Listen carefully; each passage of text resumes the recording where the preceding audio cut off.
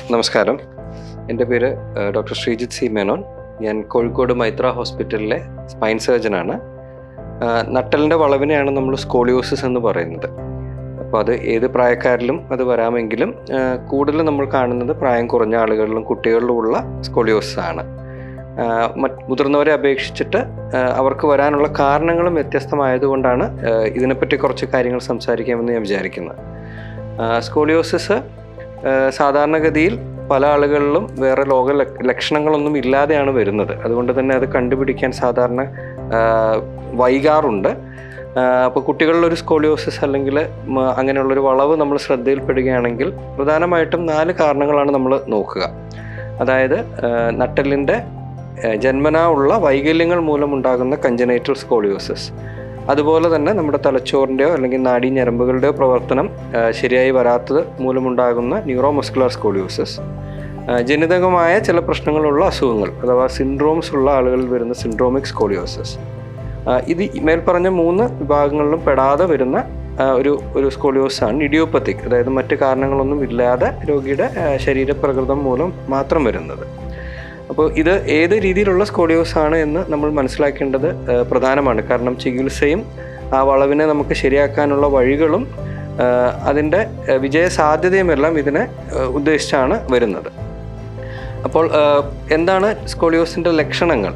അതായത് പലപ്പോഴും ഞാൻ നേരത്തെ പറഞ്ഞതുപോലെ തന്നെ രോഗിക്ക് വേറെ ലക്ഷണങ്ങളോ നടുവിൻ്റെ വേദനയോ മറ്റു കാര്യങ്ങളോ ഒന്നും ഉണ്ടാവണമെന്നില്ല.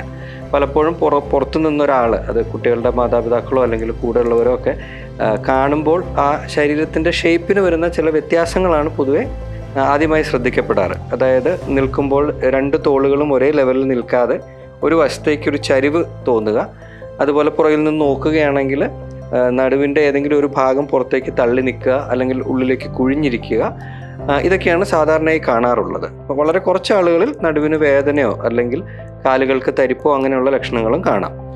ചില ആളുകൾക്ക് നമ്മൾ മറ്റെന്തെങ്കിലും ആവശ്യങ്ങൾക്കായിട്ട്, അതായത് നെഞ്ചിൻ്റെയോ അല്ലെങ്കിൽ വയറിൻ്റെയോ ഒക്കെ എക്സ്റേ എടുക്കുന്ന കൂട്ടത്തിലും വളരെ യാദൃശ്ചികമായിട്ട് ഈ വളവ് നമ്മൾ കാണാറുണ്ട്. അപ്പോൾ ഒരിക്കൽ അത് നമ്മൾ ശ്രദ്ധയിൽപ്പെട്ട് കഴിഞ്ഞാൽ എന്താണ് ചെയ്യേണ്ടത്?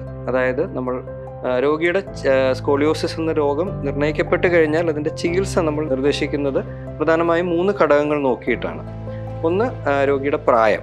അതായത് ചെറിയ പ്രായമുള്ളതോ അല്ലെങ്കിൽ വളർച്ച പൂർത്തിയാവാത്തതോ ആയ ആളുകൾക്ക് ഈ വളവ് കൂടി വരാൻ സാധ്യതയുണ്ട്. അപ്പോൾ അത് പ്രത്യേകം ശ്രദ്ധിക്കേണ്ടതാണ്. അതുപോലെ രണ്ടാമത്തെ കാര്യമാണ് ഈ എന്ത് കാരണം മൂലമാണ് ഈ വളവ് വന്നിട്ടുള്ളത്.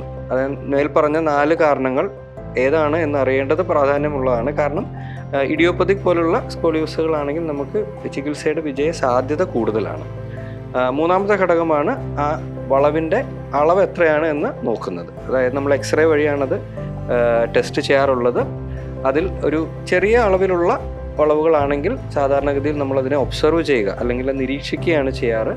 6 മാസമോ അല്ലെങ്കിൽ 1 വർഷമോ കൂടുന്ന സമയത്ത് എക്സ്റേകൾ എടുക്കുകയും വളവ് കൂടുന്നില്ല എന്ന് ഉറപ്പുവരുത്തുകയും ചെയ്താൽ ചില വളവുകൾ നമുക്ക് ആ രീതിയിൽ തന്നെ അതിനെ ചികിത്സിക്കാൻ പറ്റും. വളവ് കൂടുകയോ അല്ലെങ്കിൽ കുറച്ചുകൂടെ വലിയ അളവുകളിലേക്ക് അത് മാറുന്നു എന്ന് തോന്നുകയോ ചെയ്താൽ നമ്മൾ ബ്രേസിങ് അഥവാ ബെൽറ്റ് ഇട്ടിട്ടുള്ള ട്രീറ്റ്മെൻ്റ് ആണ് നിർദ്ദേശിക്കുക. അപ്പോൾ അത് തീരെ ചെറിയ കുട്ടികളാണെങ്കിൽ ബെൽറ്റ് ഇടാൻ പറ്റാത്ത കുട്ടികളിൽ നമ്മളത് പ്ലാസ്റ്റർ ഉപയോഗിച്ചിട്ടുള്ള കാസ്റ്റിംഗ് ടെക്നിക്കും ഉപയോഗിക്കാറുണ്ട്. ഈ ബ്രേസിങ് അഥവാ കാസ്റ്റിംഗ് ചികിത്സയിലൂടെ നമ്മൾ ആ വളവിനെ നിവർത്താനും അത് കൂടുന്നത് നിയന്ത്രിക്കാനും ആണ് ശ്രമിക്കുക.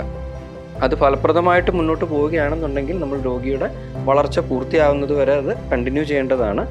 അപ്പോൾ വളർച്ച പൂർത്തിയാകുമ്പോൾ നമ്മൾ ഉദ്ദേശിക്കുന്ന രീതിയിൽ ആ വളവ് നിവർത്തി കിട്ടാൻ സഹായിക്കുകയാണെങ്കിൽ മറ്റ് ചികിത്സകളിലേക്ക് പോകേണ്ട ആവശ്യം വരാറില്ല. അപ്പോൾ ഈ 2 വഴികളിലൂടെയും ശരിയാവാത്ത വളവുകളോ അല്ലെങ്കിൽ ഒരു 40-45 ഡിഗ്രിക്ക് മുകളിലുള്ള വലിയ വളവുകളോ ആണെങ്കിലാണ് നമ്മൾ ഓപ്പറേഷൻ നിർദ്ദേശിക്കുക.